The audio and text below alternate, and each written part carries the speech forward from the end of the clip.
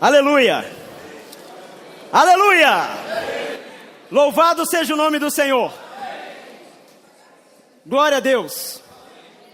Irmãos, eu quero aproveitar a oportunidade já de início. Tomar um pouco do sentimento que o irmão Roberto Marcondes trouxe semana passada. Ele falou assim que o tempo era insuficiente para poder compartilhar tudo aquilo que Deus havia ministrado no seu coração.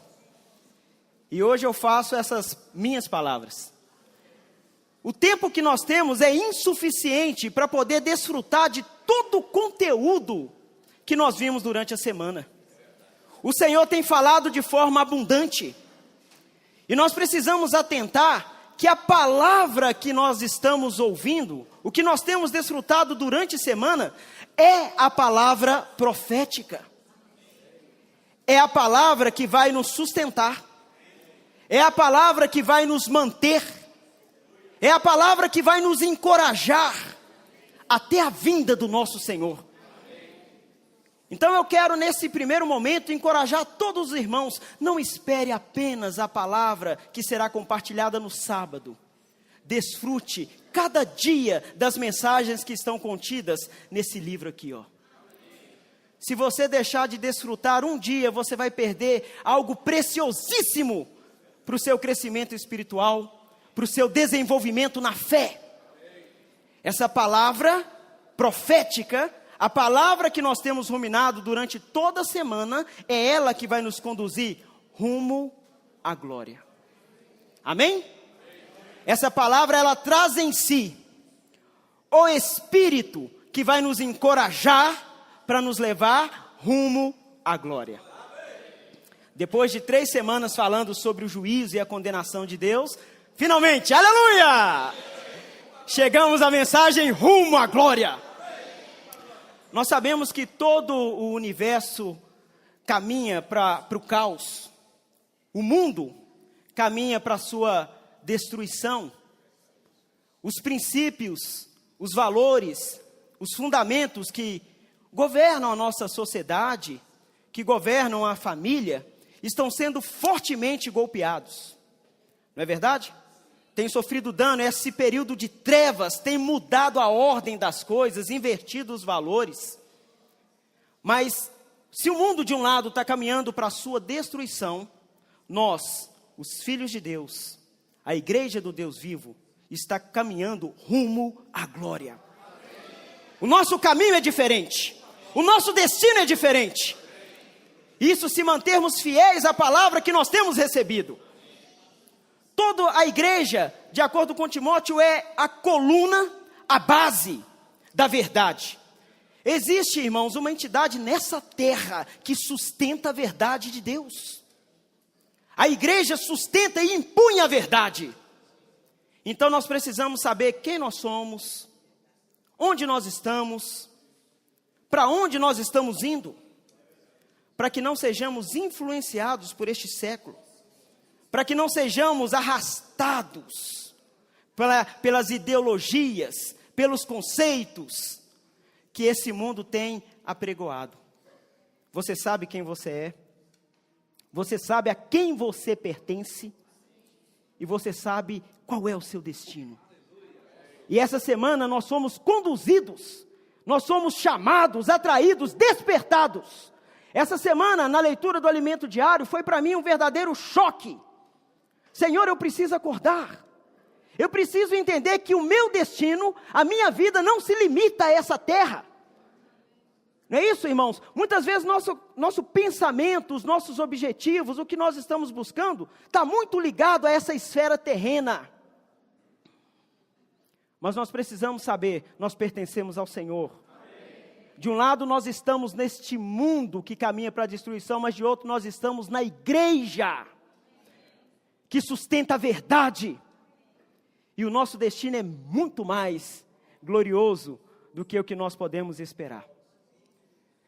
Então eu não posso ser governado, eu não posso ser influenciado, eu não posso ser levado pelas coisas deste mundo, pelo viver religioso.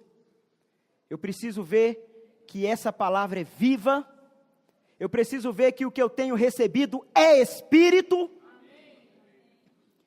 E eu preciso atentar para essas palavras, para não cair na passividade, para não cair na mornidão, para não cair na frieza, na apatia espiritual. Ainda, com respeito à palavra da semana passada, nós vimos que a religião, ela é o ápice, né? É o cume ali da cultura humana, porque ela traz a aparência do reino, mas não a sua realidade. Muitas vezes nós somos enganados pelo viver religioso, distraídos por ele, e subornamos a nossa consciência por meio da vida religiosa. Nos escondemos de Deus, da verdadeira comunhão, da face dele, mantendo uma aparência, um viver religioso. Aí nós vimos, eu gostaria que os irmãos abrissem comigo em Gênesis, capítulo 2. A experiência de Adão ali no jardim mostra um pouco para nós. Gênesis capítulo 2, quero ler com os irmãos o versículo 7 e 8.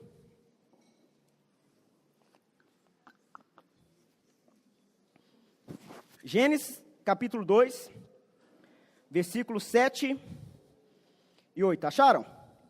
Aleluia. Então formou o Senhor Deus ao homem do pó da terra, e lhe soprou nas narinas o fôlego de vida, e o homem passou a ser. E plantou o Senhor Deus um jardim no Éden, na direção do Oriente, e pôs nele o homem que havia formado. 9 também, irmãos. Do solo fez o Senhor Deus brotar toda sorte de árvores, agradáveis à vista, boas para alimento, e também a árvore da vida no meio do jardim, e a árvore do conhecimento do bem e do mal. Ali logo no início, depois de ter formado o homem, Deus o colocou em um jardim, onde o homem poderia receber todo o suprimento da parte de Deus. Ali o Senhor Deus plantou toda sorte de árvores agradáveis à vista, ou seja, para o seu prazer, boas para alimento, a sua necessidade física, e também a árvore da vida como centro, para o seu suprimento espiritual. Ou seja, ali na presença de Deus, no jardim, o homem tinha tudo o que ele precisava. E Deus lhe deu a seguinte ordem: você cultiva e você guarda isso. É sua responsabilidade cultivar e guardar essa esfera, é seu serviço. Mas um capítulo depois, capítulo 3, o mesmo versículo 8. Olha o que fala, irmãos. Quando ouviram a voz do Senhor Deus, que andava no jardim pela viração do dia, esconderam-se da presença do Senhor Deus. O homem, aonde? Olha, justamente aquilo que Deus havia dado ao homem para o seu desfrute.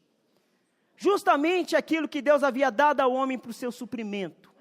Justamente aquilo que Deus havia confiado ao homem para ser o seu serviço, se tornou aquilo que o escondeu da face de Deus. Entende, irmãos? O Senhor tem sido gracioso, o Senhor tem sido bondoso para conosco, e tudo que nós precisamos, Ele tem ou não tem nos dado? Amém. O Senhor nos tem provido em todas as coisas.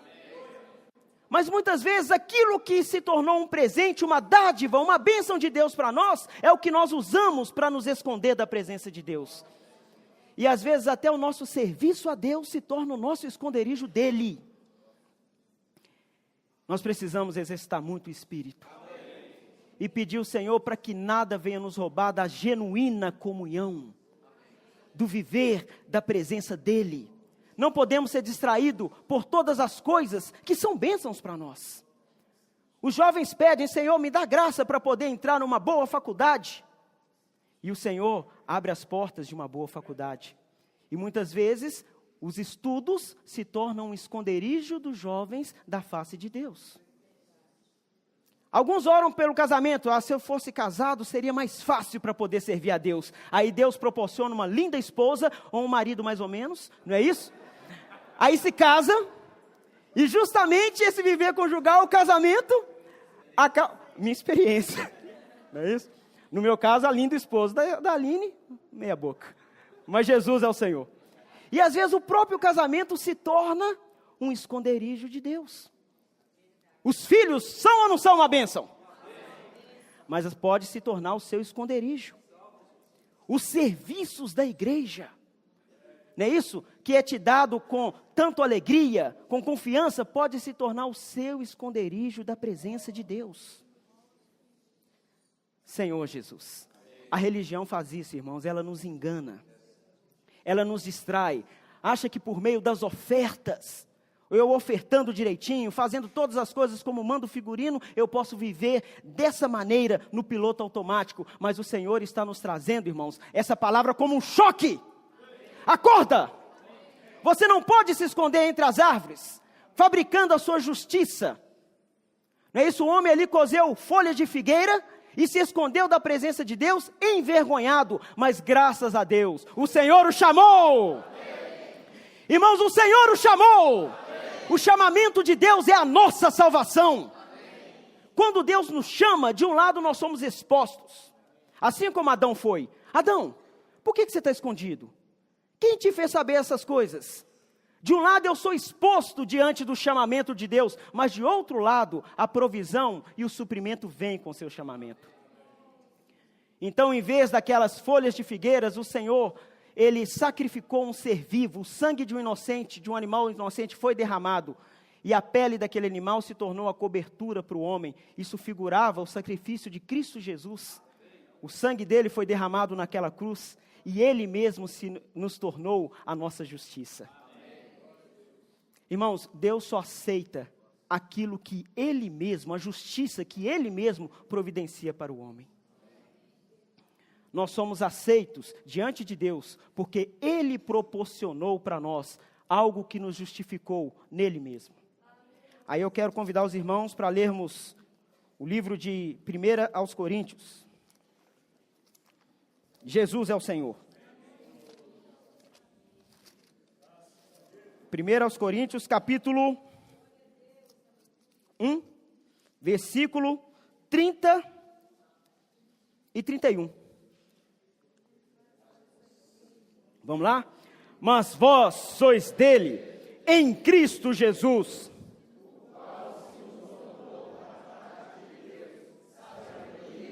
E justiça, e santificação, para que, como está escrito, aquele que se gloria, glorie-se no Senhor. Aleluia! Então o próprio Senhor, em Cristo, se tornou a nossa justiça.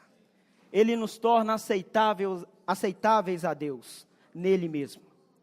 Quando o homem pecou, o pecado separou de Deus, criou uma barreira em sua comunhão, e o homem foi expulso do jardim, e ali um querubim com uma espada, né, isso flamejante, uma espada que se revolvia, o querubim representando a glória de Deus, a espada representando a justiça de Deus, e o fogo ali representando a santidade. É justamente isso que afasta o homem do caminho da vida.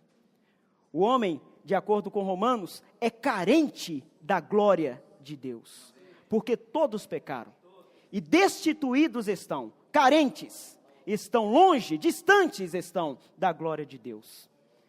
E isso impede o homem de se chegar a Deus. Mas nós, em Cristo Jesus, fomos justificados. Em Cristo Jesus, fomos santificados. E até mesmo glorificados. Por isso que aquele que se glorie, glorie-se no Senhor. Irmãos, não são as nossas obras que nos habilitam a chegar diante dele. Não é a glória do seu serviço, não é a glória do seu comportamento, não é a glória do seu temperamento. Nada disso é suficiente diante de Deus. Mas aquilo que Ele providenciou para nós é suficiente. Cristo Jesus é suficiente para que possamos nos achegar diante do Senhor. E trabalhar isso em nós. Por isso, durante a leitura dessa semana, nós vimos a necessidade da nossa santificação. Não apenas o perdão dos nossos pecados, mas a nossa santificação. Não a santificação apenas posicional, a mudança de posição, que isso também ocorreu. Mas principalmente a santificação disposicional. Aquela que acontece interiormente. Então eu gosto do exemplo do copo, que já foi dado, um copo que é jogado, que é achado em um lixo, está no meio de um lixão, Então ele está sujo e a posição dele é um lixo. Mas um dia alguém vem e pega aquele copo, tira do meio daquela podridão e muda a posição dele. Agora não é o lixo, leva para casa. E ali lava aquele copo completamente. Ele mudou totalmente de posição. Assim fomos nós, irmãos. Nós estávamos no lixo do mundo, no lixo do pecado, na podridão das nossas obras. E veio o Senhor, em sua misericórdia, e nos tirou deste caminho, desse estado de trevas. Mudou a nossa posição, aleluia! A nossa posição agora é santa. Mas não basta apenas o copo estar limpo, ele precisa ser preenchido. Aí é a nossa santificação disposicional. O Senhor, Ele quer nos encher com o Espírito. Ele quer que o nosso interior se encha com a sua própria vida. E esse é o processo de santificação que está ocorrendo no nosso viver da igreja. A nossa plena salvação é a salvação da nossa alma. Irmãos, e a santificação é justamente a nossa mente sendo santificada, sendo separada do que é comum, se enchendo com as coisas lá do alto. Nós não vamos ler para ganhar tempo, mas Colossenses fala, busca as coisas do alto, pensa nas coisas do alto. É a nossa emoção, tendo o prazer de Deus, ou seja, as coisas de Deus começam a se tornar o nosso prazer. E a nossa vontade, ela é subjugada pela vontade de Deus. Esse é o processo de santificação que ocorre. E Romanos capítulo 8 vai mostrar com detalhe para nós esse processo da nossa plena salvação, até chegarmos, por fim, à glorificação. Mas antes de Romanos 8, a gente passa por Romanos 7. E ali a gente viu o desespero, o conflito, a luta do apóstolo Paulo, mostrando a nossa própria luta. Ali a gente vê 3 vidas e 4 leis, não é isso? A lei da mente, que quer fazer a obra de Deus, que quer servir a Deus, que quer andar de acordo com o seu propósito. A lei de Deus, que é o padrão estabelecido por Deus, é o que Deus espera do homem, é a exigência que vem, porque a lei é boa, santa e justa, não tem problema nenhum com ela. Mas nós vemos nos membros uma outra lei, que é a lei do pecado e da morte. 3 leis. De um lado, fora de mim, de maneira objetiva, a lei de Deus, mostrando o que eu tenho que fazer, mostrando o que deve ser feito, como eu devo agir. E é dessa maneira, como você age para com Deus e como você age para com os homens.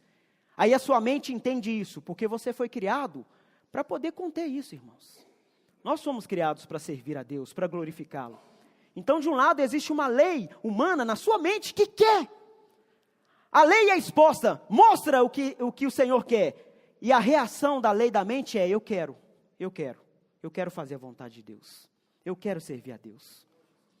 Mas só que nós encontramos nos nossos membros uma outra lei, que supera a lei da minha mente. Até que querer eu quero, mas eu não consigo. E a gente viu de uma forma detalhada que a lei do pecado me leva a fazer o que eu não quero. É como uma obrigação, irmãos. É como uma dívida diária que te é cobrada todos os dias. O pecado que está nos seus membros te leva a pecar, fazendo aquilo que você não quer. Mas não basta a lei do pecado, ainda tem a morte, que impede você de fazer o que deve ser feito. O pecado faz você cometer atos que você não quer cometer. E a morte impede você de fazer o que deveria ser feito. Nós queremos avançar. Todos nós queremos avançar. Nós queremos ter um serviço melhor, não queremos? Queremos tratar melhor a esposa, queremos tratar melhor o marido.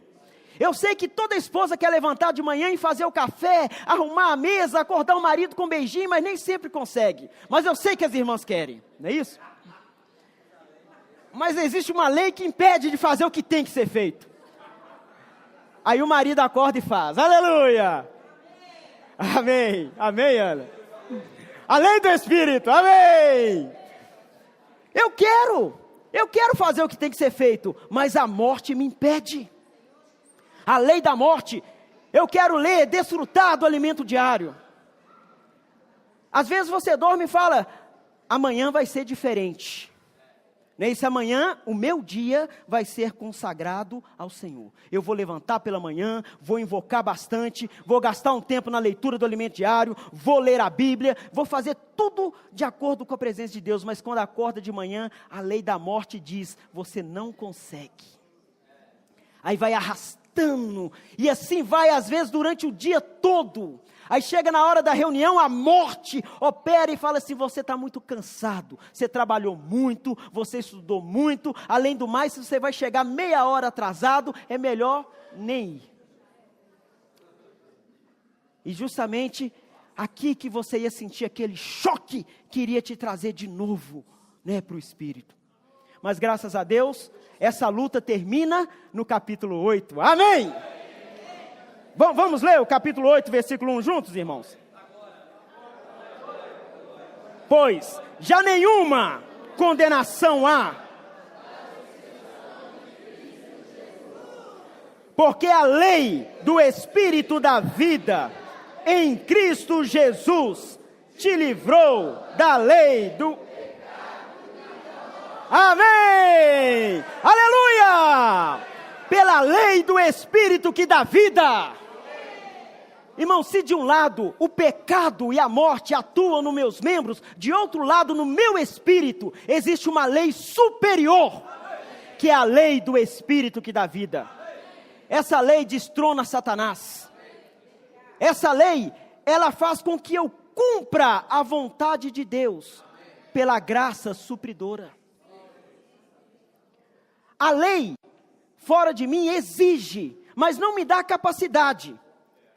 Mas a lei do Espírito que dá vida, ela me fortalece com graça.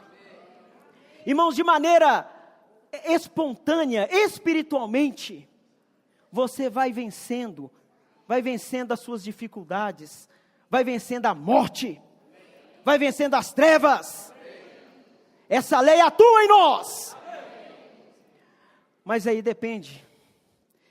Hoje nós temos essas leis operando. A mente, a lei que está nos meus membros, a lei de Deus e a lei do Espírito dentro de mim, no meu espírito.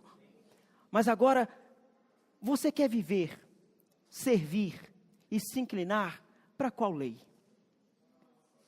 Elas operam. Enquanto a gente estiver nesse tabernáculo de carne, nós vamos ter sempre essa possibilidade. Romanos capítulo 8, o versículo 5 e 6. Vamos lá? Porque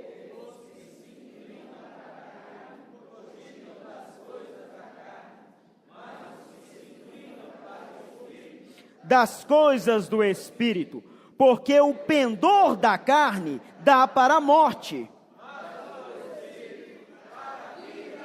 Amém. Aleluia! Irmãos, não é pelo esforço que nós vamos conseguir vencer. Não é pela nossa tentativa, mas é pela lei do Espírito que dá vida. É quando eu decido colocar a minha mente, incliná-la, pender para o meu espírito. E ali, invocando o nome do Senhor, se aproximando dele em oração, irmãos, algo vai começar a mover dentro de você. Aí aquilo que a lei, que o pecado te obriga a fazer, você não vai fazer. E aquilo que você deve fazer, o Espírito te levará a fazer. Não é esforço próprio, não é capacidade pessoal, é a capacidade do Cristo que habita dentro de você. É a capacidade do Espírito que está dentro de você. Romanos capítulo 8, versículo 10 e 11 fala: se porém Cristo está em vós, o corpo na verdade está morto por causa do pecado, mas o Espírito por causa... Se habita em vós o Espírito daquele que ressuscitou, esse mesmo vivificará também o vosso corpo mortal por meio do seu Espírito que em vós habita. Aleluia! Irmãos, essa semana eu me regozijei com essa passagem. O Espírito, Cristo, não apenas está como um passageiro, um convidado que vem e vai, mas Ele habita, não é um inquilino, Ele é o proprietário, Ele é o dono do nosso ser, habita em meu espírito, e todo o meu ser pertence a Ele. Então a minha percepção, irmãos, com respeito a essa verdade, precisa se aguçar. Eu preciso ampliar o meu entendimento com respeito a Cristo habita em mim. Isso indica que o Espírito, irmãos, que quando muitas vezes eu falo assim, eu quero entrar na presença do Senhor. Você não fala isso?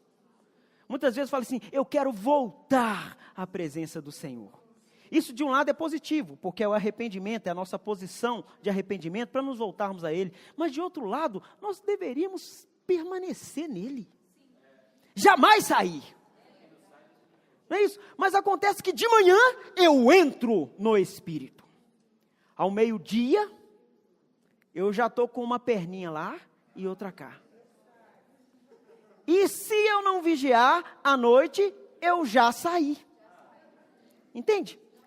A minha experiência, muitas vezes, ela oscila entre espírito, alma. É igual Pedro. Em um momento, uma revelação profunda, tu és o Cristo, Filho do Deus vivo. Isso é dos céus.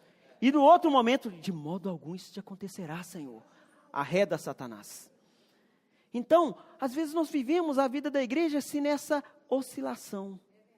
Entro no Espírito, saio do Espírito. Volto ao Espírito, sair de novo. A nossa experiência, irmãos, precisa mudar. Nós precisamos aprender a entrar no Espírito. Quando necessário, volte ao Espírito. Mas nós precisamos aprender a permanecer nele. Na minha experiência, eu entro e saio. Agora eu preciso entender esse versículo. Irmãos, Cristo habita.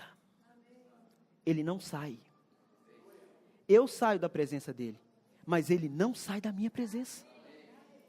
Isso indica que durante o tempo em que eu estou fora do Senhor, ele está dentro de mim. Então eu fiquei imaginando se a gente trouxesse isso de uma maneira física. Se eu conseguisse entender que Cristo habita e eu conseguisse perceber isso de uma maneira física, porque é espiritual não quer dizer que não seja real, irmãos. Mas imagina o Senhor dentro do meu lar, dentro da minha casa. Será que eu assistiria toda a programação tendo Ele ali do lado? Não é isso? Eu estou falando de programação porque eu gosto muito de ficar ali mexendo naquele negócio. Mas será que eu passaria por uns canais e falaria assim, opa, o Senhor está aqui. É melhor não mexer nisso não. Eu ia colocar só em canais espirituais de história, né? E procurar os assuntos, mas o Senhor está do lado. Será que eu falaria de qualquer jeito com minha esposa se o Senhor estivesse perto de mim? Ou eu escolheria as palavras? Será que eu falaria de qualquer modo com autoridade, com meu patrão? Será como seria o meu agir, irmão, se eu tivesse essa percepção física de que o Senhor está comigo o tempo todo? Mas embora eu não consiga ver com os meus olhos carnais, Ele está. Ele habita em mim. Ele está em mim quando eu escolho a programação errada. Ele está em mim quando eu falo de maneira diferente, de uma maneira agressiva com minha esposa, ou com os meus filhos, ou com um irmão. Ele presencia tudo porque Ele habita em mim. Então muitas vezes eu ignoro. É como se eu passasse pelo Senhor, Ele está sentado no sofá da minha sala e eu passasse nem um bom dia. E vou desenvolvendo a minha vida como se Ele não estivesse em mim. Mas a palavra diz que Ele habita em mim. Que o Senhor, irmãos, tenha misericórdia de nós. Que o Senhor tenha misericórdia de mim. Essa semana eu confesso, eu treinei a minha mente a perceber isso. Invocando o nome do Senhor, eu falei, Senhor, o Senhor está comigo a todo tempo. Eu não posso agir de qualquer maneira, eu não posso falar de qualquer maneira, eu não posso fazer de qualquer maneira, porque o Senhor está em mim, mas eu não consigo fazer diferente. Então eu invoco o seu nome, eu me volto ao Espírito, e eu quero falar com os irmãos, toda vez que eu estou em Espírito, eu faço o que tem que ser feito. Está vendo? Então não depende, mais uma vez, do nosso esforço pessoal próprio, mas é de inclinarmos a nossa mente para o Espírito. Irmãos, invocar o nome do Senhor, voltar o coração para Ele, funciona. Experimenta. Antes de falar qualquer coisa, invoca. Antes de agir de qualquer maneira, invoca. Lembra que o Senhor habita. Amém. Louvado seja o Senhor. Vamos continuar. Então, versículo 12 e 13 fala: assim, pois, irmãos, somos devedores não à carne, como se constrangidos a viver segundo a carne. Porque se viverdes segundo a carne, caminhais para a morte. Mas se pelo Espírito mortificardes os feitos do corpo, certamente, pois todos os que são guiados pelo Espírito de Deus, são filhos de Deus. Glória a Deus. Irmãos, de um lado, a carne cobra, mas você não deve nada à carne. Jovem, fala para quem está do seu lado aí, você não deve nada para a carne. A dívida foi paga. Você não deve nada. Nós não precisamos viver obrigados por essa condição mundana, pecaminosa, irmãos. Nós não devemos nada para a carne. Nós devemos ser constrangidos a viver no Espírito. Senhor Jesus. 15. Porque não recebeste o espírito de escravidão, para viverdes outra vez atemorizados, mas recebestes o espírito de filiação, baseados no qual clamamos. 16. O próprio Espírito.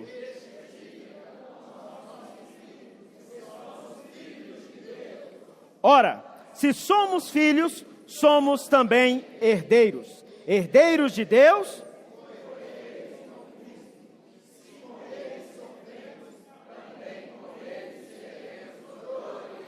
Aleluia. Então esse Espírito está nos santificando. O Espírito que habita em mim está me ensinando a viver na vida da igreja.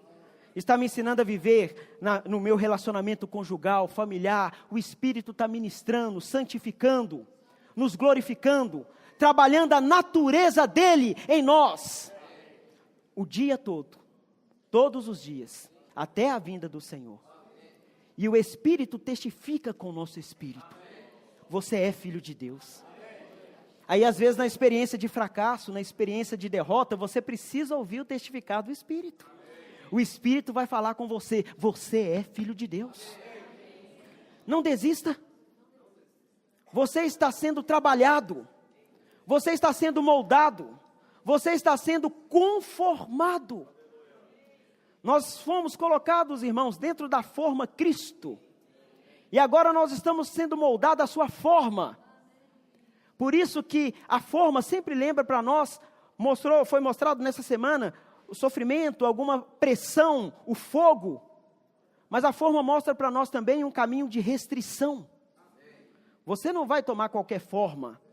Você vai ser moldado a Cristo. E isso exige alguns cortes, existe algumas tribulações, existe algumas aflições. Mas isso tudo, irmãos, é para sermos conformados a Ele. Eu sempre lembro de forma, lembro de bolo, não é isso?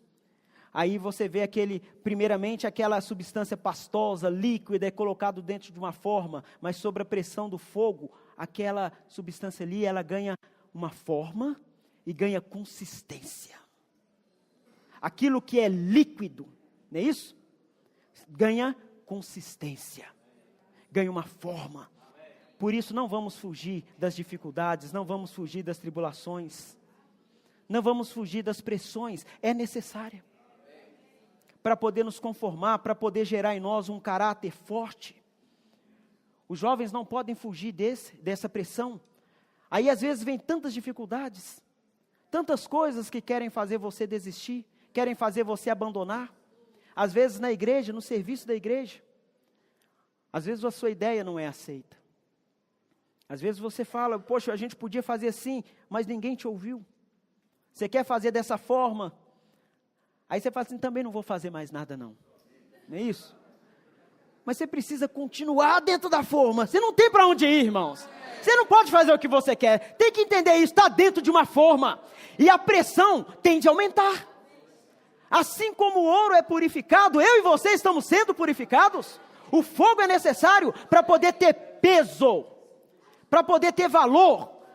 E é a palavra glória, não é isso? No Antigo Testamento, não lembro do termo grego, hebraico, mas quer dizer isso, peso, dignidade, honra, kavod, algo assim. E kavod não, é foice, é só kavod,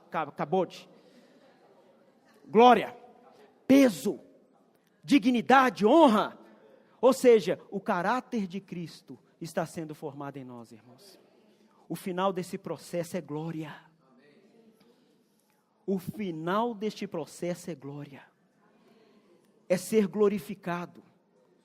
Ou seja, lá não vamos ler por causa do tempo, João capítulo 17, o Senhor Jesus fala agora, glorifica-me, Pai. Porque eu tenho transmitido a eles a glória que tu me deste. Ou seja, existe uma transmissão de glória. Dia após dia, isso de peso. O Senhor está moldando, está fazendo, irmãos, por meio de todas essas situações, que muitas vezes nós queremos fugir, mas o Espírito fala para nós, não fuja.